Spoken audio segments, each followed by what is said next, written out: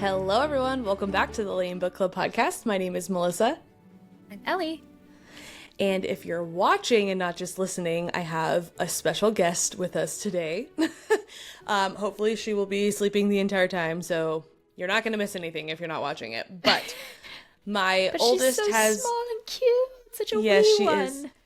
My oldest has croup, so we are trying to keep the baby as distant as possible, so it would not be possible for my husband to watch our other kids and her if we were trying to keep them separated. So she is a guest, a special guest appearance today on our podcast. Today it's L.A.M.E episode. Incredible. L.A.M.E podcast. Yes.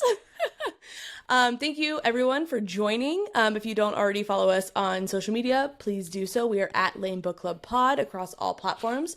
Subscribe on YouTube, all the things. And we also have a Patreon. So if you want extra content and our the last little bit of our episodes, I know Ellie's going to talk more about that in a second. Join there. You also get 15% off of our merch at lamebookclub.com if you are a Patreon member. And if you're not, still go to lamebookclub.com. We have totes and stickers. So it's all fun. Perfect for the Burr months. It's a great time. Yep. We are still in those. We are. Speaking of Patreon, we have a Patreon shout out. Welcome to Chelsea. And Welcome. on the Patreon, we are deep diving Two Twisted Crowns. And of course, after every Monday episode, we have an after party that we throw up on the Patreon. Just a little bonus content. Sometimes we talk about books that have become movies or new books that are out or a little bit extra on this episode, some more theories, what have you. But it's always a good time. So make sure you catch us there. And if you're not already, sorry, I'm jumping in here because I have to divulge what we talked about on our last Patreon episode.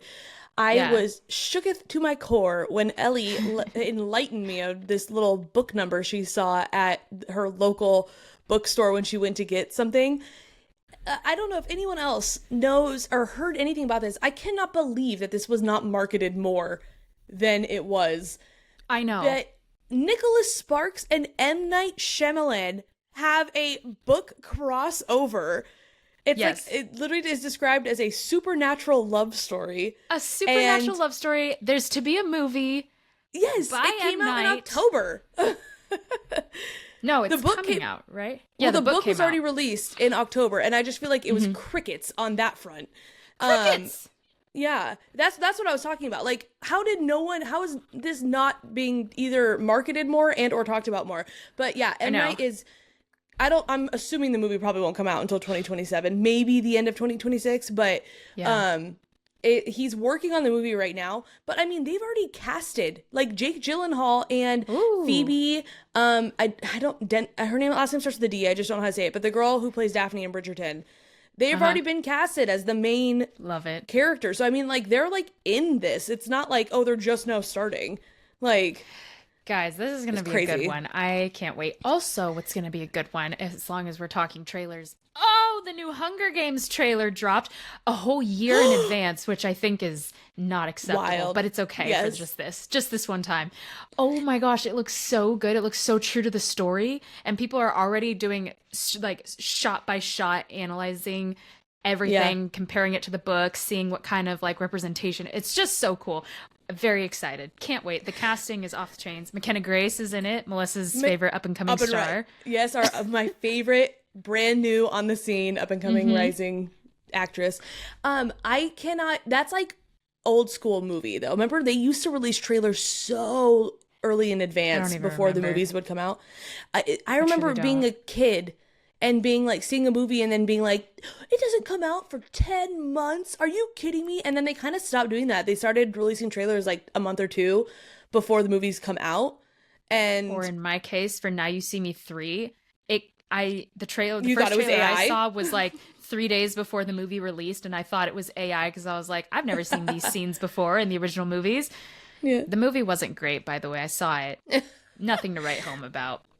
Was it also Dave Franco? Did he ruin this one too? Everybody. That's like their big. That was their. I'm going to ruin it for everybody. So heads up. Skip ahead if you don't want to have the plot to Now You See Me. It's not even the plot, just the surprises. Okay. Their big like wow factor wasn't like, in number 1 and 2, the magic. It was that they brought every character back. including like even a little cameo from Mark Ruffalo. So it's like every single person that was ever in it from what's her name? The redhead girl. I'm gonna need more than the redhead girl. It's been a long time since I've seen those movies. Does magic, redhead. She was in Confessions of a Shopaholic. Oh, yes, Amy. No. Oh, it's not Amy Adams, but Isla. Yes, I think that's it. Yeah. So she's in it again, which in the second movie she wasn't. They introduced a new girl, and so they brought both girls into the third one, and that was their big like, oh my gosh, there's two girls in magic. I don't know. And then they did a big like Gen Z versus Boomer. Oh my gosh. Situation. It was just not great.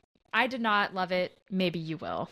Not you, but maybe the audience. Well, back to the reason I started talking about this. We had mentioned on our Patreon episode, Ellie just dropped that bomb on me about the Nicholas Sparks. I still cannot get over it. I immediately went home, or I was already home. I immediately bought the book on my Kindle and started reading it. I'm not done with it yet, but I think I know where it's going plot-wise. Yeah. So I'm excited to see if I'm right. But I like just could not get over it. Anyways, we talked about doing a bonus episode, so we have stuff like that on Patreon. Lots of fun things. Yes. Also, there have been several requests to do a Sunrise on the Reaping episode, which I would absolutely love to. Not even an episode. I would do a whole series on it. Yeah. But you need to read it, so I know. People are waiting. All right. Well, let me finish this one first, and then it's just one book. I can do that. You can do it. What's a newborn in a book? It's fine. So before we jump in really quick, spoiler warning, we will not be going past chapter 50 in Crescent City. So if you haven't read beyond that, no worries. We won't be spoiling Crescent City for you, but we will be talking a lot about, or Throne of Glass and ACOTAR are a free game. We'll be tying in as much as we can from those series. So if you haven't read those, there will be parts that you might want to skip ahead through in this episode, and or read those before and come back to this episode so you don't have to worry about it. But you have been warned. That was the spoiler warning. Yes, you have been warned. All right. So last time on the L.A.M.E Book Club podcast, we're suspecting that Sabine stole the horn, killed her own daughter, Danika, to cover it up. And Rune, on the other hand, is about to meet the Witch Queen Hypaxia and ask her about repairing the horn if they do ever find it. With, the modern medicine and healing technology they have. Crazy. All right, chapter 41. So that night, Bryce and Hunt return home in the pouring rain. Feel the rain on your skin.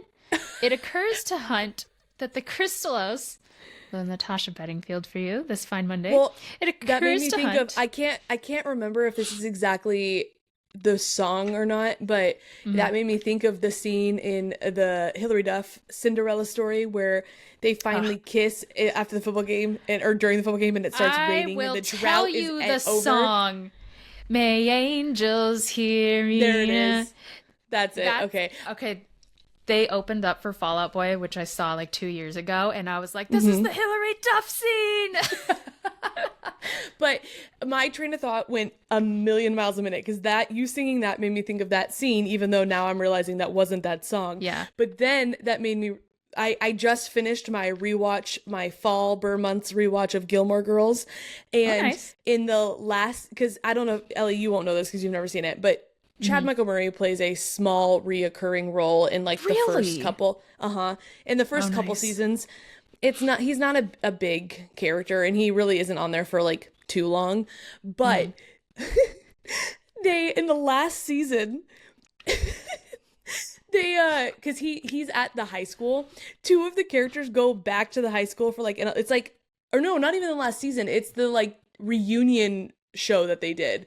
It's like 10 years later. They're going back to their high school for some alumni thing, and his name is Tristan in Gilmore Girls, and one of the girls is like, oh, is that Tristan? And it pans over, and it is not Chad Michael Murray, but they are trying to make it look like Chad Michael Murray. And I laughed out loud. I'm like, just do not include Tristan in this. Like, if you're gonna include, you have to get Chad to come back if you're gonna pan to him, or just like pretend to see him. Don't like actually point the camera to someone who is not him, because so low, it was not good. That he's a hard person to get on a show, considering he hasn't done things. Well, maybe Gilmore Girls was way back then when he was still a rising star. No, this reunion thing that they did was in 2016. I don't think Chad Michael Murray was doing anything in 2016. Have you seen? He's making high school appearances now. Have you seen that? Where he's doing like a basket and airballed it? I was embarrassed. I had secondhand embarrassment from Lucas Scott. That was a hard watch. Second, third, and fourth hand embarrassment watching that. That was so bad. I currently am rewatching One Tree Hill, and I need to do that. He is the star of the show. I'll tell you what. The star of the night. Anyways, super crazy tangent, but I just watched it yesterday, and I laughed so hard when I was like, "Are you kidding me? That's not even him." They left that camera on this Chad wannabe way too long for it to not be him. I love that. Okay. That made me laugh. Might as well start again. Chapter 41. That night, Bryce and Hunt returned home in the pouring rain. That's as far as I got before we went on that tangent. It occurs to Hunt that the Kristallos, the demon, might be moving about in the sewer tunnels that run under the streets because these parallel the ley lines. So instead of it being summoned from the ley lines, it's going into the sewers. And I'm going to save this thought for chapter 44 is going to be a filler, so it's like a filler chapter if you read it, so I didn't include much in there, but I was like, let's talk theories. I'm going to include my theory on the Kristallos demon in that one, so stay tuned for chapter 44. Only maybe 15 minutes. You're fine. All right. So over Bryce's objections, they investigate the filthy sewers but find nothing. Guys, this is also the infamous Jelly Jubilee chapter. So basically, Jelly Jubilee. Until reading this week these chapters, I had completely, I don't know how, I had completely forgotten about the Jelly Jubilee subplot. And when I read her name, I got so excited all over again. It was like the Otters. Like, I do love the Otters too. There's just some cute things in this book. I know. Just so funny. I'm like, JJ, let's go. So, if for any reason you skimmed and didn't catch it, basically Hunt thinks that Bryce has a box of quote-unquote toys in her closet. And in fact, adult she does, toys. But not those kinds of toys. Yeah. The box includes one of her most treasured items. Basically, it's like a purple My Little Pony figurine. Yes. And she is obsessed with it because it's a Pegasus, and she loves Pegasus. Don't we all? Mm-hmm. We all do, yes. Especially if you have a 5-year-old girl. It's very prominent in your life. Okay, chapter 42. Bryce and Hunt go down to the banks of the Istros River.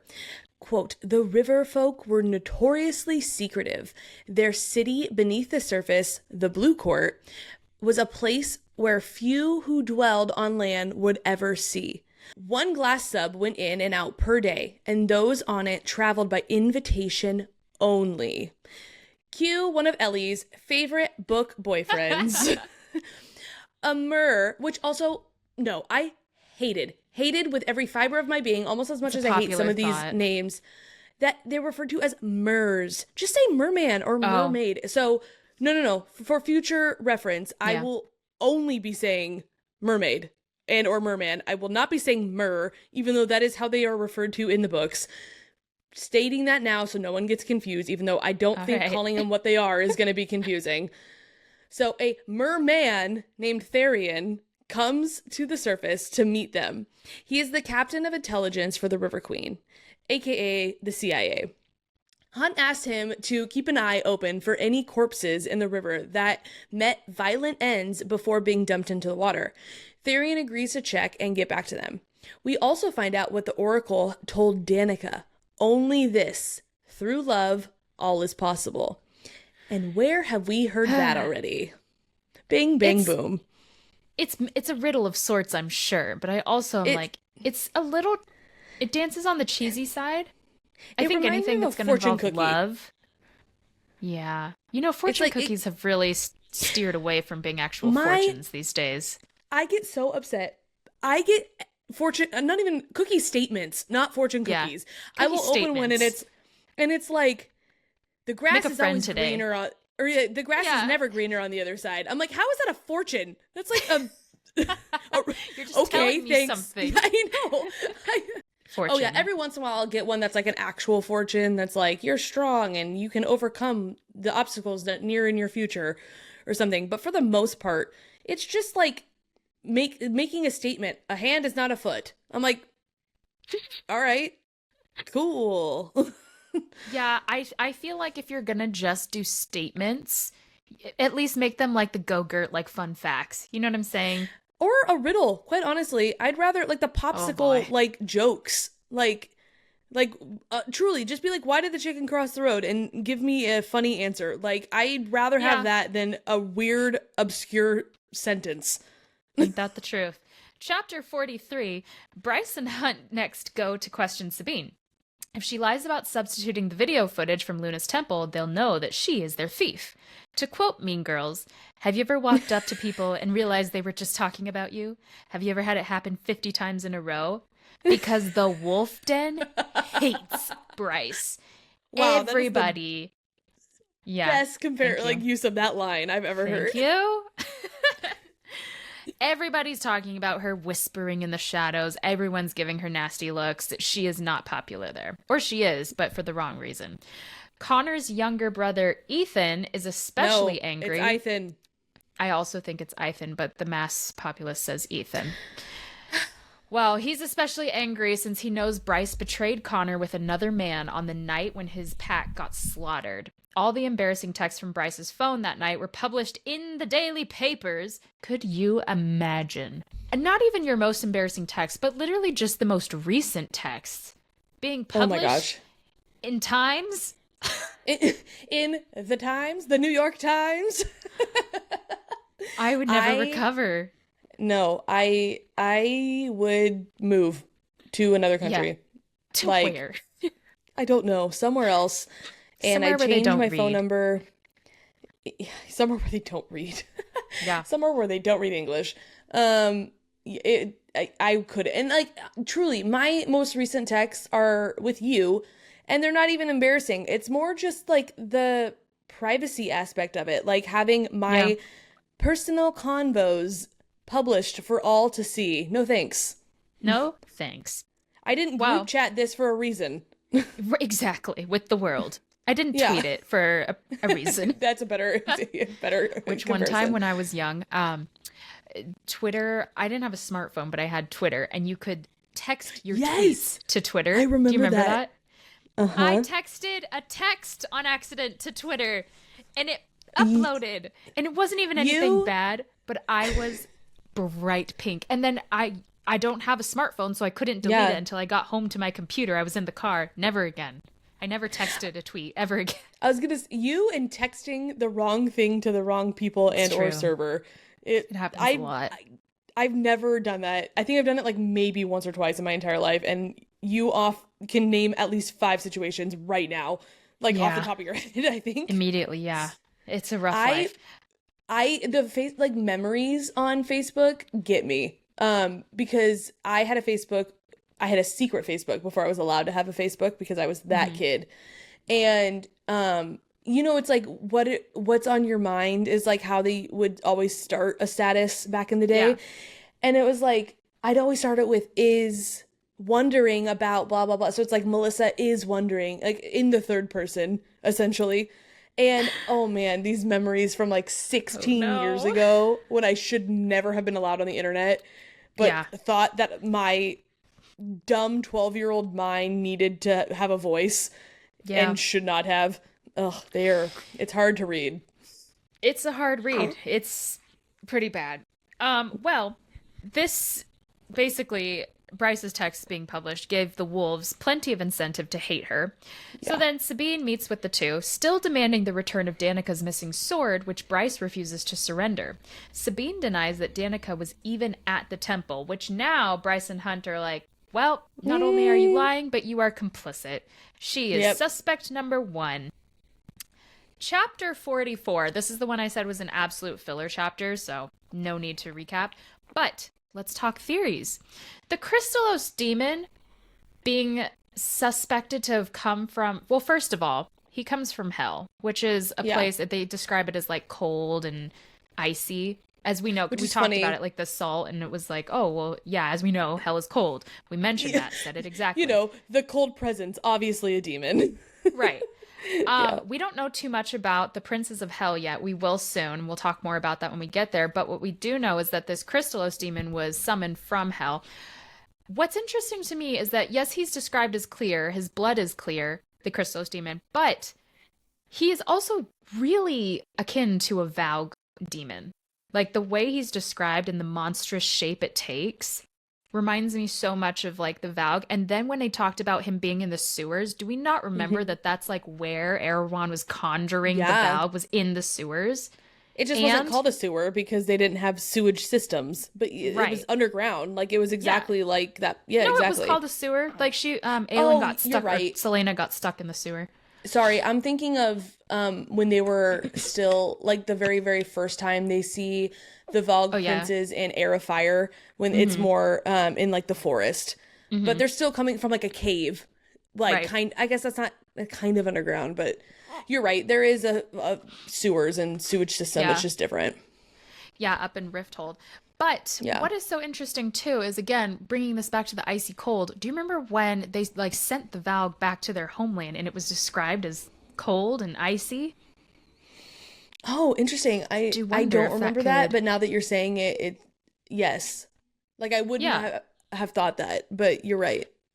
I wonder if that could also be this world's hell. If this demon is a Valg and these princes are Valg princes and this is all just one and the same. They just call it something different.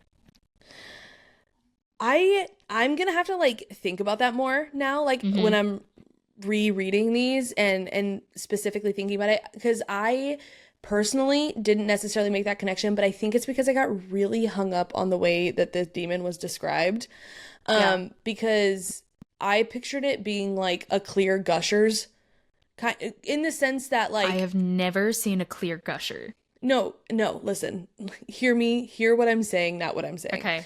I pictured it being like clear gushers in the sense that, like, you know how you can see the middle of a gusher?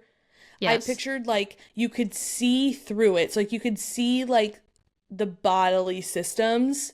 Yeah. But it doesn't look, obviously, it's not like a hexagon or whatever round shape like a gusher. It doesn't look like that. That was the only gusher aspect. It looked more like a slime, like clear slime is kind of like how I was picturing it. And I just got really hung up on the way, like, that part of it, that I was like, this is so different. I can't possibly compare it to anything else, except you're right, we can. So I need to, like, now, like, go back and, like, put my tinfoil hat on when I'm reading about it and see, because I just was not making that connection personally. Even that now, like, during our reread, I still just get so hung up on the way the clear aspect. Being clear. Yeah. Yeah, I don't know, because I would suspect that if it was Valg, it would have to bleed black blood, right? Yeah. But maybe over so many years they have evolved some way or another. I feel like there's too many coincidences to completely rule it out, but there also is the fact that, like, it's like when someone doesn't have the same eye color, we're immediately like, well, they're not related in any way, shape, or form. But they could be, we just don't know. It could always be written that way.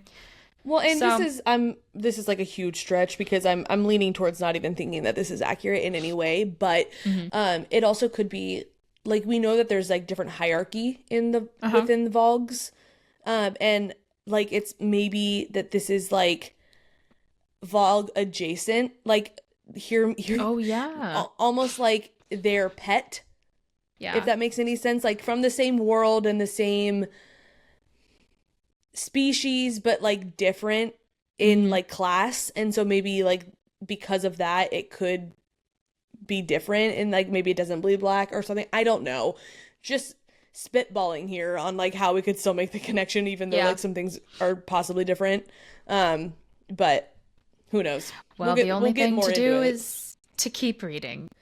All right, chapter 45. Hunt agrees to meet with his fellow soldiers for a beer and makes Bryce promise to stay put in the apartment. But naturally, she grows restless and doesn't. An hour later, she's roaming the streets.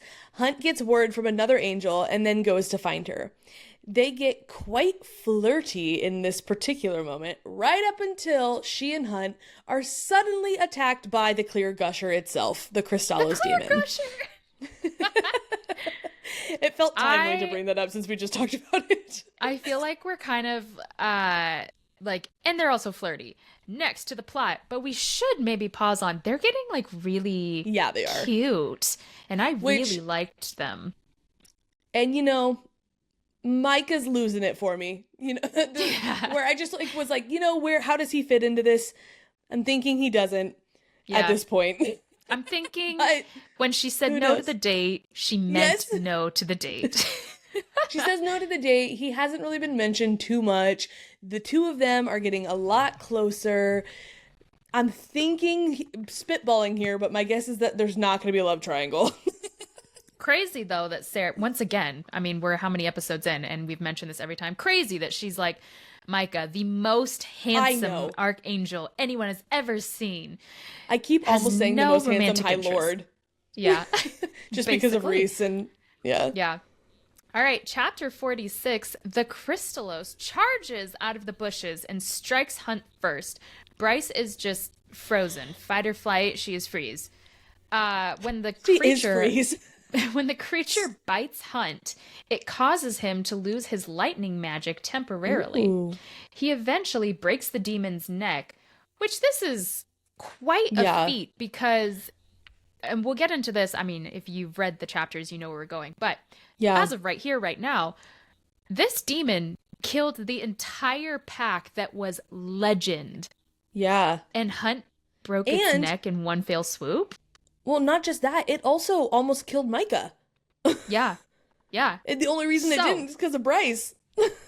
How powerful is Orion Hunt Athalar, and what are we going to see next? Well, Bryce shoots it with a gun for good measure. I cannot get over the gun situation. Before Hunt dismembers it. Micah arrives on the scene. Whoa. Well. Maybe we spoke too soon. I know. Uh-oh. And he turns the creature's remains to ash. He's very concerned about keeping the attack out of the papers, you know, like where you don't want your texts. And Hunt and Bryce... Yes. Hunt and Bryce explain their theory that Sabine sent the beast after them, and Micah demands more proof before accusing her. Rightfully so. I get that. Yeah. Rune appears later and has a conversation with the Medwitch who treated Hunt's injuries. She says that the venom secreted by the Kristallos has the ability to negate magic. Immediately, this can be so helpful, and I love that we just found this. This might explain why the wolf pack couldn't defend themselves from it. You know what? And I'm glad that I shut my mouth and didn't say anything and we kept reading because I forgot. I mean, I remembered that this got brought up. I forgot that this was in the same chapter because I was about to say, I think it's absolutely wild that Micah could just arrive and turn the creature's remains into ash, yet he couldn't defend himself in an active attack. But I remembered that this was mentioned. I just didn't remember when it was coming up. So that's why I was like, I'm not going to say anything because even though I know we're going to go over it, I didn't want to like ruin the surprise for whenever it did.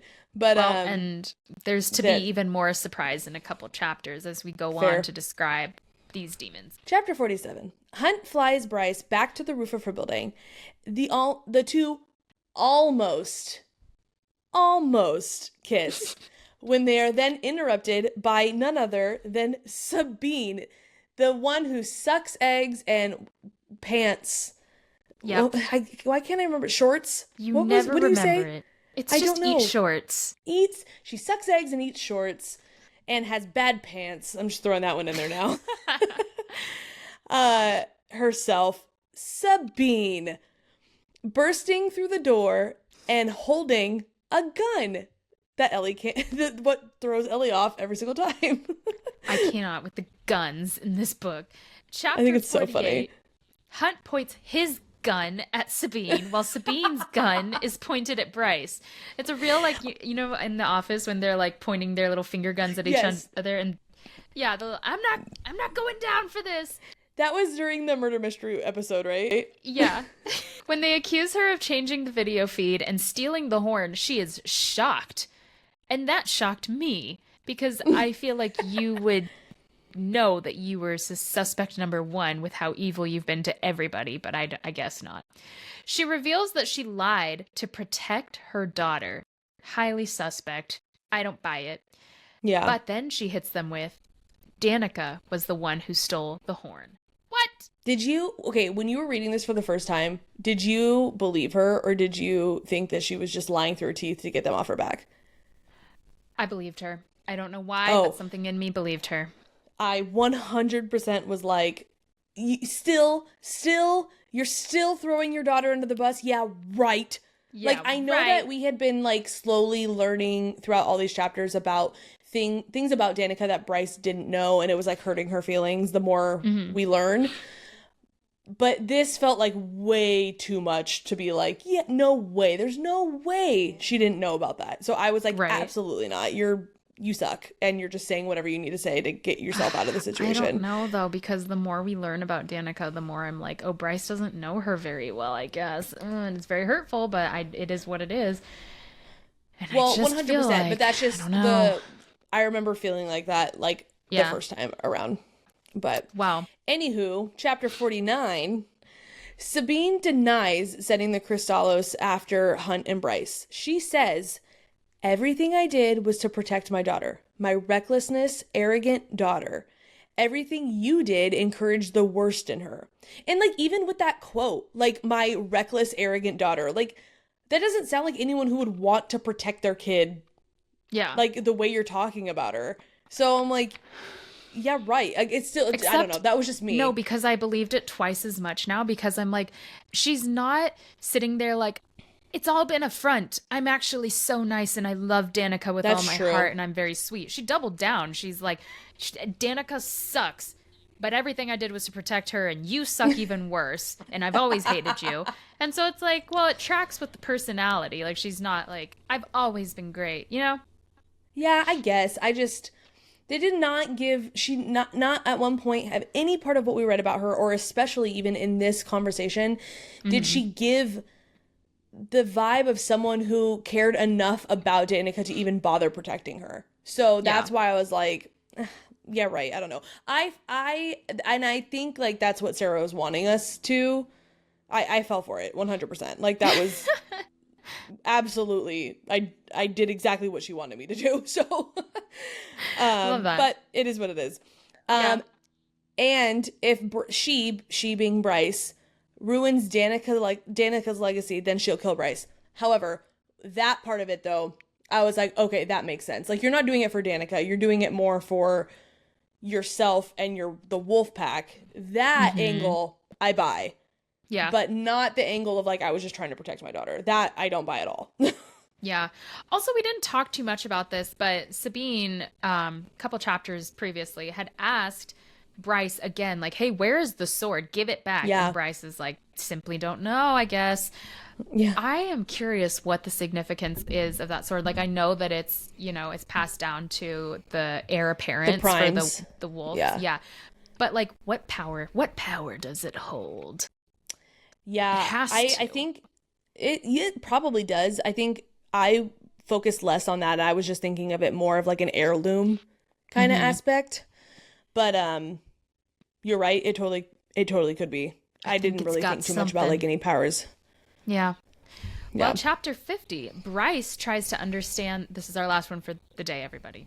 Bryce tries to understand the reason for Danika's actions. She says Danika must have taken the horn to keep them from getting it. They killed her for it, but they must not have found it if they're still using the Kristallos to search for it. She continues to mull over the problem for days. Meanwhile, Rune has learned a few interesting facts that he shares with the other two. His Medwitch friend tells him about a new drug that provides synthetic healing magic.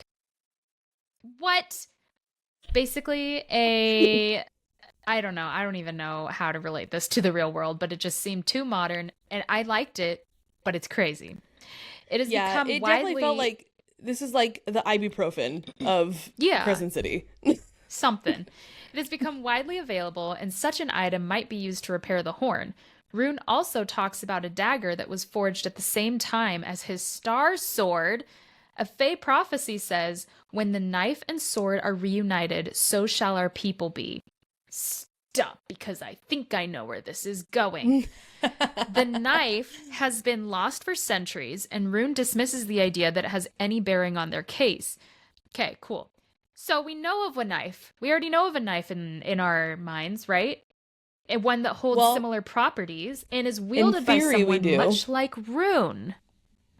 Yeah. Yep, in theory we do.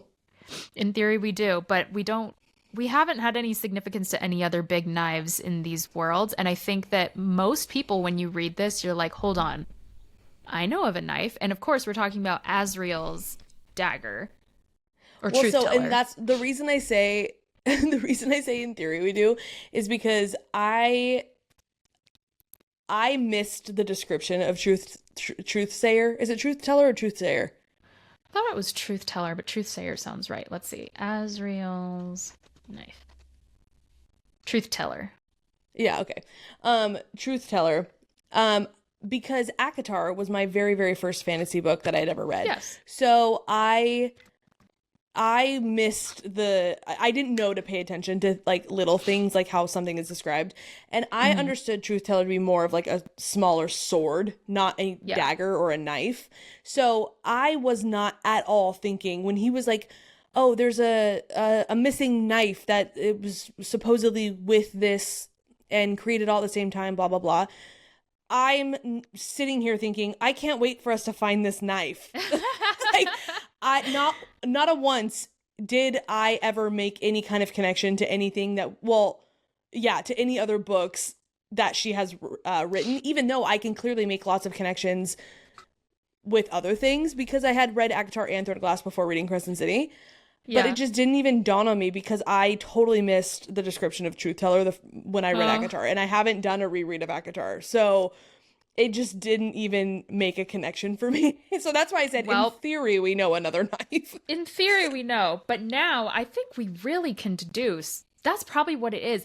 And linking to the crossover, once this knife and sword are reunited, so shall our people be. Are these... Because we know that there was a rift, and we know that they all walked through, and that's how Fae came to Midgard, which was essentially just an Earth planet, like an Earth, a human planet before. An Earth planet. So are these Fae from not Aurelia? What is ACOTAR's world called? ACOTAR? Prythian. Prythian. Are they from Prythian? And will we see them get reunited? And will they go back, or will Prythian come here to the modern world? What is to happen? The Earth world and Prythian, will they merge? How is this going to work? I think like there has to be. She would not include the "so shall our people be" in this prophecy if they're not going to have some kind of crossover. Yeah. What's more, Bryce and Hunt are clearly looking like their endgame right now as of book 1. Yeah. But what kind of mate situation could happen if all of these worlds crossed over? Could Bryce find somebody else? Could there be new characters that we're introduced to in this world that they find someone in Prythian? Like Azrael's mate might be here in Crescent City. What's to happen? I want something like that so much more than Elaine, and I'm sure there's lots of people that are going to be booing me from their car speakers, but it's just too cliche. All the brothers and all the sisters, I can't. That's fair. I don't think you're alone in that. Wow. No, I know I'm not alone in it, but I also know there's a lot of people that want it. Yeah, it's true. Later, Therion sends a messenger with report of body... Messenger? The little otter. He sends an otter. Everyone freaked out. Yes. I freaked out. It was great. But the otter holds bad news. There's report of bodies found in the river. They show two distinctly different sets of injuries. And so then Bryce says to Hunt, these wounds aren't the same. The Kristallos wanted to get at your heart, your organs. Ew. Not turn you into a heap. Danika, the pack of devils, Tertian, the acolyte, and Temple Guard, none of them had wounds like this, and none had this venom in their system, proving that there is more than... Okay, I'm saying proving and then more than likely. I'm just going to cut out the more than likely. Proving that there is more than one demon out there. One's turning them into heaps. One is going for their organs. Which, okay, back to what we were talking about earlier, though. It's like, oh, there's Venom, and that makes sense on why he wasn't able... we couldn't fight back. If it was a different demon, Exactly. that fought them, though. So then actually pause. No, there was no Venom. Whatever killed them was incredibly powerful. Yeah. And that's what I was alluding to, that if you've read all these chapters, you know this sentence. There's something else bigger and he's bigger. He's better. He's better. Ladies and gentlemen, it's whatever this demon is. And that is all that we have for you guys this week. Next week, we'll be going over chapters 51 through 60. So get those spines cracked of those books. I'm going to start. That's like how I'm just going to say it now. That. Crack those spines, get to reading. Or if you're super busy, like we joked about last week, just read the first and the last chapter and we will fill in that middle for you. Just like the Jelly Jubilee thing. You might not have remembered that's when it happened. We'll let you know. So get to reading. Unfortunately, we don't have an after party this week. Sorry about that, guys. As I mentioned earlier, my oldest is sick. She was home all week from school. It was crazy week, so I didn't have enough time to put something together. But we'll be back with an after party next week, plus a Patreon episode about two Twisted Crowns. That is a tongue twister for me. But we will see you all next week. Have a great rest of your week. Happy early Thanksgiving, even though we'll have another episode that comes out before that. Just like to say it. Oh, wait, no, we won't. This is our Thanksgiving episode.